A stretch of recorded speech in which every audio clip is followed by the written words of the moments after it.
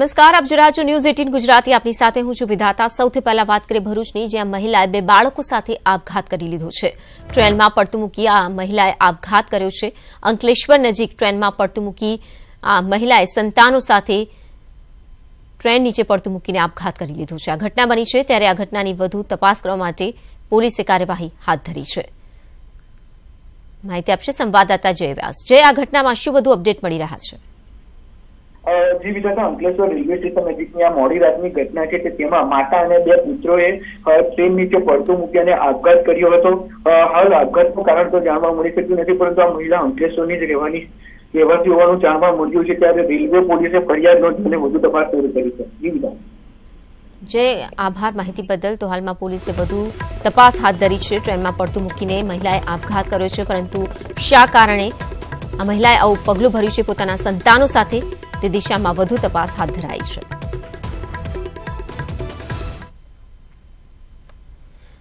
તો જયંતિ ભાનુશાળી હત્યા કેસમાં મોટી સફળતા હાથ લાગી છે. સીઆઈડી ક્રાઇમને સફળતા મળી છે.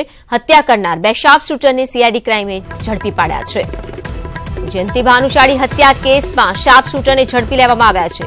બે આરોપીઓની ધરપકડ કરી લેવામાં આવી છે, ઝડપી લેવામાં આવ્યા છે અને હવે વધુ પૂછપરછ હાથ ધરાશે. ઉલ્લેખનીય છે કે ચાલુ ટ્રેનમાં જયંતિ ભાનુશાળીની હત્યા કરી દેવામાં આવી હતી, ફાયરિંગ કરીને હત્યા કરવામાં આવી હતી. ત્યારે આખા કેસમાં સીઆઈડી ક્રાઇમ દ્વારા વધુ તપાસ ચલાવવામાં આવી રહી હતી, જેમાં બે શાર્પ શૂટરોને ઝડપી લેવાયા છે.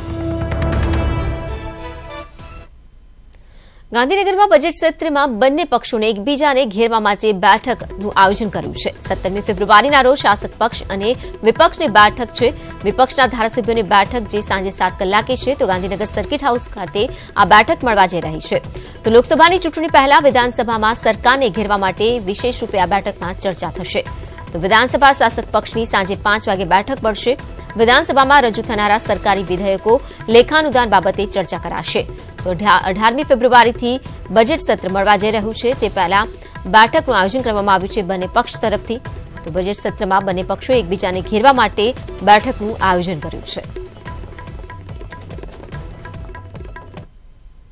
કોંગ્રેસ વર્કિંગ કમિટીની બેઠક જે છે 28મી ફેબ્રુઆરીના રોજ મળવા જઈ રહી છે. અમદાવાદમાં આ બેઠક મળશે, જેમાં રાહુલ ગાંધી, સોનિયા ગાંધી, પ્રિયંકા ગાંધી અને મનમોહનસિંહ સહિત 51 જેટલા સભ્યો હાજર રહેશે. તો 28મી ફેબ્રુઆરીના રોજ અમદાવાદમાં રાહુલ ગાંધી અને પ્રિયંકા ગાંધી રોડ શો કરશે. રોડ શો બાદ જાહેર સભા યોજીને સમગ્ર દેશને સંદેશ આપશે. રાહુલજી પણ આ તમામ આગેવાનો સાથે ગુજરાતમાં વર્કિંગ કમિટીની બેઠક કરશે અને સાથે સાથે સમગ્ર ગુજરાતમાંથી કોંગ્રેસના કાર્યકરોને જનસંકલ્પ રેલીના સ્વરૂપે એકત્રિત કરી અને આવનારી ચૂંટણી લક્ષી માર્ગદર્શન પણ આપવાના છે. પબ્લિસિટી કમિટી ચેરમેન તુષાર ચૌધરીએ પોતાના નિવેદનમાં કહ્યું છે કે કચ્છથી લઈ ડાંગ સુધી સીડબ્લ્યુસીનું કેમ્પેન થાય તેવું આયોજન કરવામાં આવશે. તેમજ 2014માં ભાજપે કરેલા વચનો લઈને પ્રજા સમક્ષ લઈશું. અમારી કમિટી લોકસભા વાઇઝ મુદ્દાઓ શોધી કાઢશે કે ત્યાં કઈ લોકસભામાં કયો પ્રશ્ન છે જે કેન્દ્ર સરકારને લગતો છે ને એના કારણે એ લોકોની સમસ્યા ઉકેલ નથી આવ્યો, તો એને પણ અમે હાઇલાઇટ કરવાનો પ્રયત્ન અમે કરીશું. અને એ સિવાય જે પણ બર્નિંગ ઇસ્યુ છે રાષ્ટ્રકક્ષાના, એને પણ અમે કવર કરવાનો પ્રયત્ન કરીશું. ને અમે કે 2014માં એ લોકોના જે ભાષણો છે, એ લોકોના જે પ્રવચનો છે, એ લોકોની જે જાહેરાતો છે, એ લોકોના જે વચનો છે, એને જ ફરી અમે મીડિયા સમક્ષ લઈ આવીશું ને પછી મીડિયાને પૂછીશું કે ભાઈ ક્યાં હુઆ તેરા વાદા. કોંગ્રેસે લોકસભા ચૂંટણીની તૈયારીના ભાગરૂપે મેનિફેસ્ટો તૈયાર કરવા માટે કોંગ્રેસ પ્રદેશના નેતાઓ સાથે બેઠકનું આયોજન કર્યું હતું. પરેશ ધાનાણી, અર્જુન મોઢવાડિયા અને અલ્પેશ ઠાકોર સહિતના નેતાઓ આ બેઠકમાં ગેરહાજર રહ્યા. ત્યારે સૌથી મોટો પ્રશ્ન એ થાય છે કે મેનિફેસ્ટો જેવી મહત્વપૂર્ણ બાબતમાં પણ મિટિંગમાં સિનિયર નેતાઓ જ હાજર ન રહે તો લોકસભાની ચૂંટણીને લઈને ગુજરાત કોંગ્રેસમાં ખરેખર ગંભીરતા છે.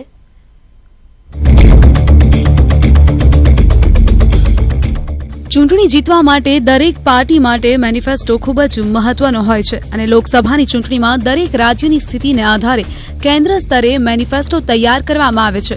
ત્યારે આગામી લોકસભાની ચૂંટણીનો મેનિફેસ્ટો તૈયાર કરવા માટેના સૂચનો મેળવવા માટે ગુજરાત પ્રદેશ કોંગ્રેસની બેઠક અમદાવાદ કાર્યાલય ખાતે મળી હતી. જો કે આ બેઠકમાં અહમદ પટેલ, અર્જુન મોઢવાડિયા, શક્તિસિંહ ગોહિલ, અલ્પેશ ઠાકોર, કદીર પીરઝાદા, ગૌરવ પંડ્યા, હર્ષદ રીબડિયા, પરેશ ધાનાણી, દીપક બાબરિયા સહિતના નેતાઓ ગેરહાજર રહ્યા હતા. લોકસભાની ચૂંટણી સંદર્ભમાં આ બેઠક મહત્વની હતી, ત્યારે સિનિયર કોંગ્રેસી નેતાઓની ગેરહાજરીને કોંગ્રેસ પક્ષમાં ભારે ચર્ચા જોવા મળી હતી. કેન્દ્રની મેનિફેસ્ટો કમિટીના સભ્ય મધુસૂદન મિસ્ત્રીની અધ્યક્ષતામાં યોજાઈ હતી. જમીનો સરકારનો જે લેવાનો સિલસિલો ચાલ્યો છે એ બહુ જ મોટા પાયે છે તે ખેડૂતોને નુકસાન બી કરનારો છે. કેટલાકને કોમ્પન્સેશન જેવી રીતે મળે નહીં, પૂરતું મળે નહીં. આ બધા જે સવાલો જે છે એમાં કેન્દ્ર સરકારનો રોલ આખો શું હોઈ શકે અને કેન્દ્ર સરકારમાં કોંગ્રેસ સત્તા ઉપર આવતા એમાં શું શું કરી શકાય તેના માટેની આજે આ મિટિંગ છે. 2-3 દિવસની અંદર અમે એ બધું તૈયાર કરી અને કેન્દ્રની જે સેન્ટ્રલ મેનિફેસ્ટો કમિટી છે એની અંદર સીધું મૂકીશું. સૌથી નવાઈની વાત એ છે કે લોકસભાની ચૂંટણીમાં ગુજરાત કોંગ્રેસ માટે સૌથી મહત્વનું રાજ્ય છે, ત્યારે પ્રથમવાર ગુજરાત અને આસામ માટે અલગ મેનિફેસ્ટો બનાવવામાં આવી રહ્યો છે અને તેમાં વિવિધ મુદ્દા તૈયાર થયા બાદ કોંગ્રેસની સેન્ટ્રલ મેનિફેસ્ટો કમિટીને મોકલી આપવામાં આવશે. કે અત્યાર સુધીમાં 2 મુખ્ય રાજ્યોમાં, ખાસ કરીને આસામ અને ગુજરાત, એ 2 રાજ્યોનો જુદો મેનિફેસ્ટો કરીને કહેવામાં આવ્યું છે અને એ મેનિફેસ્ટો કમિટીનો હું ચેરમેન અને જુદી કમિટી બની છે અને એ દિશામાં અમે આગળ વધ્યા છીએ. કોંગ્રેસ ગુજરાત માટે અલગ મેનિફેસ્ટો બનાવી રહી છે, ત્યારે ગુજરાત કોંગ્રેસના સિનિયર નેતાઓ ગેરહાજર રહે તે ખૂબ જ ગંભીર બાબત છે, કારણ કે ગુજરાતનો મેનિફેસ્ટો તૈયાર કરવા માટે તમામ સ્તરે સૂચનો મંગાવવા પડે અને તેમાં સિનિયર નેતાઓના ભૂતકાળના અનુભવો મહત્વના બની રહે છે. ત્યારે કોંગ્રેસમાં સંગઠનનો અભાવ ફરીથી ઉભરીને બહાર આવ્યો છે. સંજય ટાંક, ન્યૂઝ 18 ગુજરાતી, અમદાવાદ.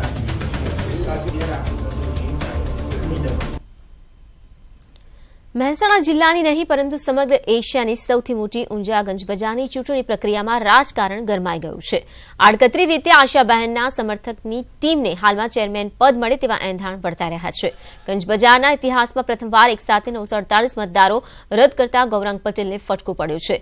આ સમગ્ર બાબતમાં ભાજપના પૂર્વ ધારાસભ્ય નારાયણ કાકાને ગંજબજારથી દૂર કરવાનો કારસો રચાયો હોય તેમ હાલ તો ચર્ચાઈ રહ્યું છે.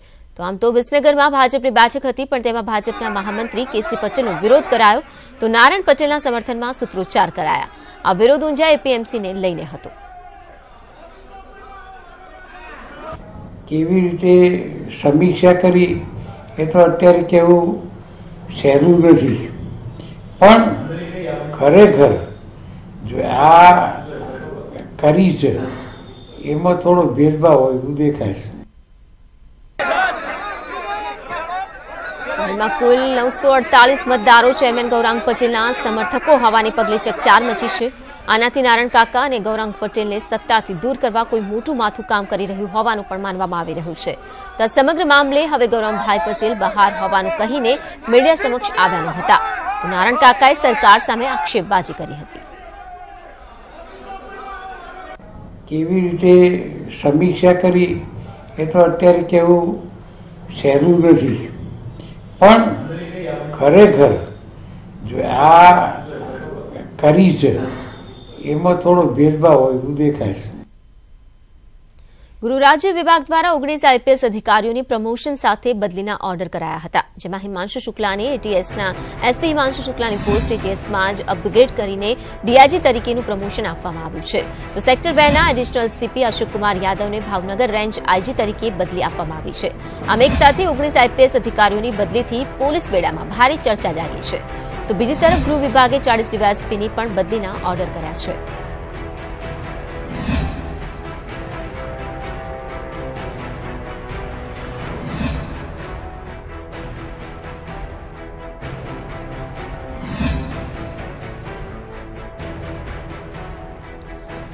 તો વાત કરીએ જામનગરની, જ્યાં ખાનગી હોસ્પિટલની બેદરકારીથી એક 5 માસની બાળકીનું ટૂંકી સારવાર બાદ મોત નીપજ્યું છે, જેના કારણે પરિવારના લોકો જે છે તે હોસ્પિટલમાં પહોંચ્યા હતા અને આ મામલે ભારે હોબાળો મચાવ્યો હતો.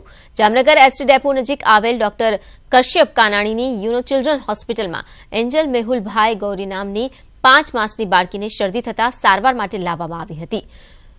તો જ્યાં સ્ટાફની ગંભીર બેદરકારીના કારણે સાંજના સમયે 5 માસની એન્જલનું મોત નીપજતા પરિવારજનો દ્વારા હોસ્પિટલ સ્ટાફ પર ગંભીર આક્ષેપો કરીને હોબાળો મચાવાયો હતો. તો હોસ્પિટલમાં તોડફોડ કરવામાં આવી હતી. જોકે ઘટનાની જાણ થતાં પોલીસનો કાફલો સ્થળ પર આવી ચડ્યો હતો, પરંતુ ડોક્ટર કશ્યપ કાનાણીએ બાળકીના પરિવારજનો સમક્ષ માફી માંગતા પરિવારે ફરિયાદ કરવાનું ટાળ્યું હતું. બાબત હતી શરદીનો ઉધરસ હતો, કફ જામી ગયો હતો. કશ્યપ કાનાણીભાઈ પાસે લઈ આવ્યો તો આના સ્ટાફની બેદરકારીથી મારી છોકરીનું જીવ હાલ્યું ગયું. આવો બીજી વાર ન થાય એટલે કોઈ પણ આ હોસ્પિટલમાં આવવાની કોઈ પણ આવવાની એવી હું નમ્ર વિનંતી કરું છું. મેં કશ્યપ રાણાની સામે ફરિયાદ નથી કરી, કારણ કે એ જાહેરમાં મારા માફી માંગી છે. બીજી વાર આ ભૂલ ન થાય એવી રીતે મને કીધું છે. અમદાવાદના નટિયાવાડી વિસ્તારમાં મોડી રાત્રે બે જૂથ વચ્ચે પથ્થરમારાની ઘટના બની હતી. એક તરફ કેન્ડલ માર્ચ અને બીજી તરફ લગ્નનો વરઘોડો નીકળ્યો હતો. જોકે કોઈ કારણસર બંને જૂથ આમને સામને આવી ગયા હતા અને પથ્થરમારો શરૂ કરી દીધો હતો.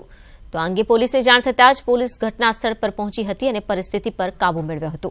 તો ટોળાએ પોલીસ પર પણ પથ્થરમારો કર્યો હતો, જેમાં એક પોલીસકર્મી ઇજાગ્રસ્ત થયો હતો અને એક કારને પણ આગ લગાડવામાં આવી હતી. ત્યારે પોલીસે ઘટના સ્થળ પર પહોંચીને કોમ્બિંગ હાથ ધરી 15થી વધુ લોકોની અટકાયત કરી હતી.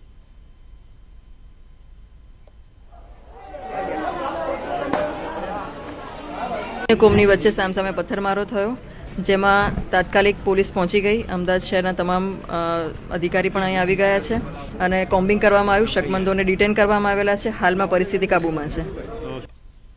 આગળ વાત કરીએ પુલવામામાં આતંકવાદી હુમલા પછી પાકિસ્તાન પાસેથી મોસ્ટ ફેવર્ડ નેશનનો દરજ્જો છીનવી લેવામાં આવ્યો હતો. આ પછી ભારતે હવે તત્કાલ પ્રભાવથી પાકિસ્તાને વેચવાતા ઉત્પાદનો પર 200% કસ્ટમ ડ્યુટી વધારી દીધી છે. તો કેન્દ્રીય મંત્રી અરુણ જેટલીએ ટ્વીટ કરીને કહ્યું હતું કે પુલવામામાં હુમલા પછી ભારતે પાકિસ્તાનને આપેલો મોસ્ટ ફેવર્ડ નેશનનો દરજ્જો છીનવી લેવામાં આવ્યો છે. તો કસ્ટમ ડ્યુટી અને સાથે જ MNF દરજ્જો છીનવાયા પછી પાકિસ્તાન વેપારીઓને હવે વધારે આયાત શુલ્ક આપવું પડશે. તેના વેપારીઓનો નફો ઓછો થઈ જશે. તો WTOના સભ્ય હોવાના કારણે દેશ ખુલ્લા વેપાર અને બજારથી બંધાયેલો છે, પણ MNFથી દેશોને વિશેષ છૂટ આપવામાં આવે છે. ત્યારે સર્વદળીય બેઠક પછી મોદી સરકારે પાકિસ્તાનને દુનિયામાં અલગ કરવાના જે પ્રયત્નોની સાથે પાકિસ્તાને આર્થિક મોરચે પણ ઘેરવાનું શરૂ કર્યું છે. તો પુલવામા હુમલાના 48 કલાક બાદ જ વધુ એક આર્મી ઓફિસર શહીદ થયાના સમાચાર છે. જમ્મુ કાશ્મીરના રાજૌરીના નૌશેરા સેક્ટરમાં કામચલાઉ વિસ્ફોટક ઉપકરણને ડિફ્યુઝ કરતી વખતે બ્લાસ્ટ થયો હતો, જેમાં મેજર શહીદ થયા છે. આ એક્સપ્લોઝિવને ઘૂસણખોરોએ LOC નજીક પ્લાન્ટ કર્યો હતો. ઉલ્લેખનીય છે કે હજુ પુલવામામાં થયેલા આતંકી હુમલામાં શહીદ થયેલા 44 જવાનોની શહીદીમાંથી દેશ બહાર નથી આવ્યો. ત્યાં વધુ એક મેજર શહીદ થતા લોકોનો આક્રોશ વધી રહ્યો છે. તો પુલવામામાં CRPFના જવાનો પર થયેલા હુમલા બાદ સમગ્ર દેશમાં શહીદોના પરિવારને વહારે આવ્યો છે. દેશ અને દેશના જવાનોને આર્થિક મદદ મળે તે માટે એક ઝુંબેશ પણ શરૂ થઈ છે. મોટા ઉદ્યોગપતિથી માંડીને સામાન્ય માણસ આજે દેશના જવાનને મદદ કરી રહ્યો છે.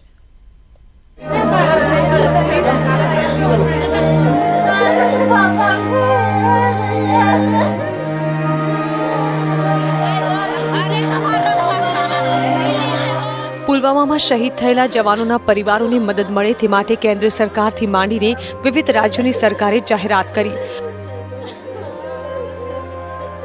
તો દેશનો નાનો ચાનો વેપારી હોય કે અભિનેતા, તમામ સ્તરેથી સહાયનો ધોધ સતત વધી રહ્યો છે. ત્યારે સદીના મહાનાયક અમિતાભ બચ્ચને ટ્વીટ કરીને જાણકારી આપી હતી કે દરેક શહીદ જવાનના પરિવારને 5 લાખ રૂપિયાની સહાયની જાહેરાત કરી છે અને તેમની શહીદી બદલ શોક વ્યક્ત કર્યો છે. કોંગ્રેસના ધારાસભ્ય ધવલસિંહ ઝાલાએ શહીદોના પરિવારજનો માટે તેમના 3 મહિનાના પગારનું દાન કરવાનું નક્કી કર્યું છે. ત્યારે દેશમાં સૌથી ધનાઢ્ય ગણાતા એવા સિદ્ધિવિનાયક મંદિરના ટ્રસ્ટે 1 કરોડના દાનની જાહેરાત કરી છે. ઉત્તર પ્રદેશના મુખ્યમંત્રી યોગી આદિત્યનાથે 2 પગલાં આગળ વધી તમામ શહીદોના પરિવારજનોને ₹25-25 લાખની મદદની જાહેરાત તો કરી, પણ સાથોસાથ ઉત્તર પ્રદેશમાં રહેતા તમામ શહીદોના પરિવારના એક સભ્યને સરકારી નોકરી આપવા ઉપરાંત તેમના બલિદાનની યાદમાં તેમના વતનના રસ્તાનું નામકરણ શહીદના નામથી કરવાનું પણ જાહેર કર્યું છે.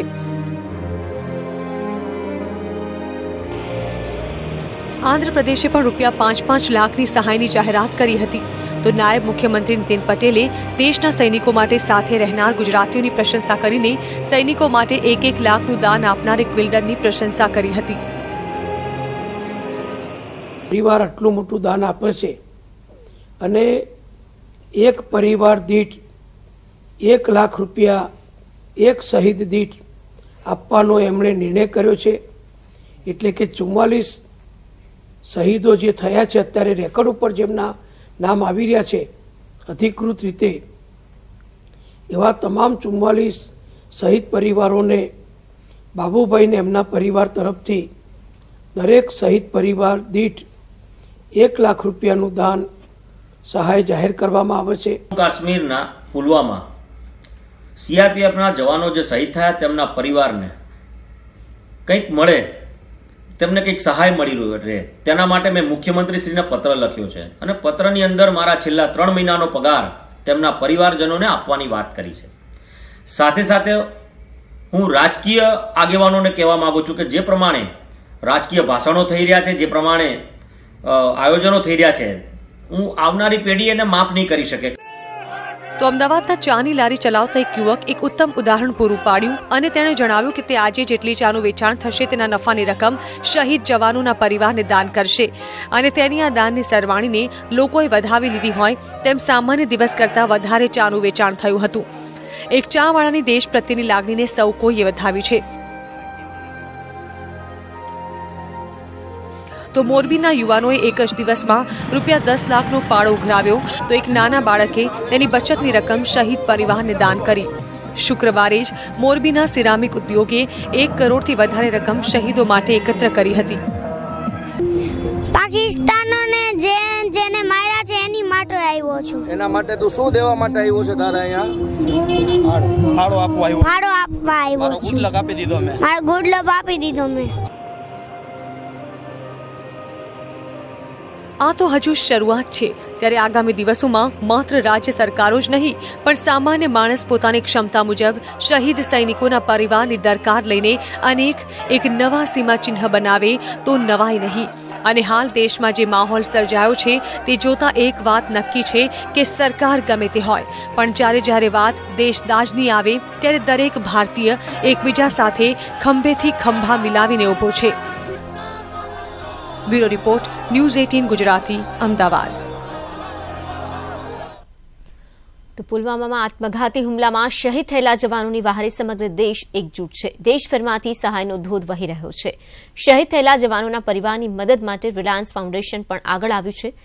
એટલે જ ફાઉન્ડેશનના બાળકોના એજ્યુકેશન અને રોજગારીની જવાબદારી ઉઠાવવા તૈયાર થયું છે. આ સિવાય તે પીડિત પરિવારોની આજીવિકાની વ્યવસ્થા કરવાની પણ જવાબદારી લેશે. રિલાયન્સ ફાઉન્ડેશને જણાવ્યું છે કે જરૂરિયાત પડવા પર તેમની હોસ્પિટલ્સ ઘાયલ જવાનોના ઇલાજ માટે પણ તૈયાર છે અને સરકાર કહેશે તો અમે બીજી જવાબદારીઓ પણ ઉઠાવીશું. તો 1.3 અબજ હિન્દુસ્તાનીઓના દુઃખમાં સમગ્ર રિલાયન્સ પરિવાર સામેલ છે. રિલાયન્સ ફાઉન્ડેશને કહ્યું છે કે વિશ્વની કોઈ પણ દુષ્ટ તાકાત ભારતની એકતાને અને આતંકવાદને હરાવવાના સંકલ્પને તોડી શકશે નહીં. દેશવીર જવાનોની શહીદીને ભૂલી શકશે નહીં. તો ઘાયલ જવાનો ઝડપથી સ્વસ્થ થાય તેમ પ્રાર્થના કરવામાં આવી રહી છે. ગુરુવારે પુલવામામાં ફિદાઈન હુમલામાં સીઆરપીએફના 40 જવાનો શહીદ થયા હતા. ઘણા જવાનો ઘાયલ થયા છે. આતંકવાદીઓના હુમલાની વિરુદ્ધ લોકોમાં ગુસ્સો છે. શહીદો અને ઘાયલ જવાનોના પરિવારજનની મદદ માટે લોકો એકજૂટ થઈ રહ્યા છે. જૂનાગઢના શહેર કોંગ્રેસ પ્રમુખે વિવાદિત નિવેદન આપ્યું છે. પુલવામામાં હુમલા પર વિનુ અમીપરાએ વિવાદાસ્પદ નિવેદન કર્યું છે. વિનુ અમીપરાએ પોતાના નિવેદનમાં કહ્યું છે કે ચૂંટણી વખતે આ પ્રકારનો હુમલો શંકા ઉભો કરે છે.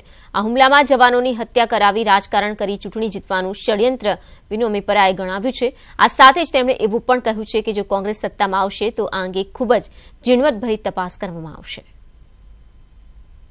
દુઃખ સાથે કહેવું પડે છે કે આપણા યુવાનો જે શહીદ થયા એમાં સરકારની નિષ્ફળતા છે. જ્યારે ચૂંટણીઓ આવે છે ત્યારે ગોધરાકાંડ કરવામાં આવ્યું.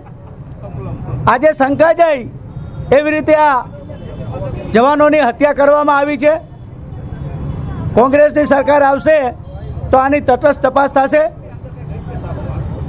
આ જે જવાનો છે એની ઉપર અમે રાજકારણ કરવા માંગતા નથી, પરંતુ ક્યાંય ને ક્યાંય ભારતીય જનતા પાર્ટી અને નરેન્દ્ર મોદી સરકાર આમાં રાજકારણ કરતી હોય, ચૂંટણીનો મુદ્દો બનાવવા માગતી હોય, હિન્દુ મુસ્લિમ કરવા માગતી હોય એવી પણ અમને શંકા જાય છે.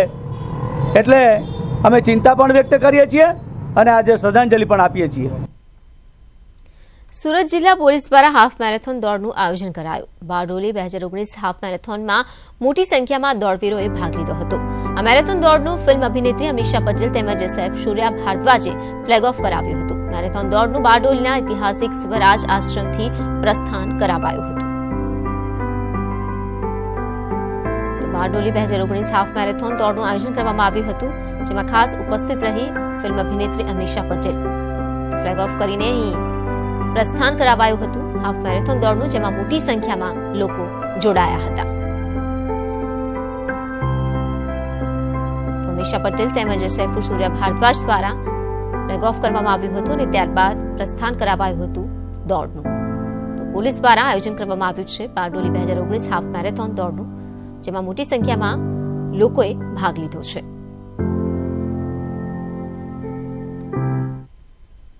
તો સમય થઈ ગયો છે સમાચાર સમાપ્તિનો, પણ વધુ સમાચાર અને અપડેટ્સ માટે આપ જોડાયેલા રહો ન્યૂઝ 18 ગુજરાતી સાથે. નમસ્કાર.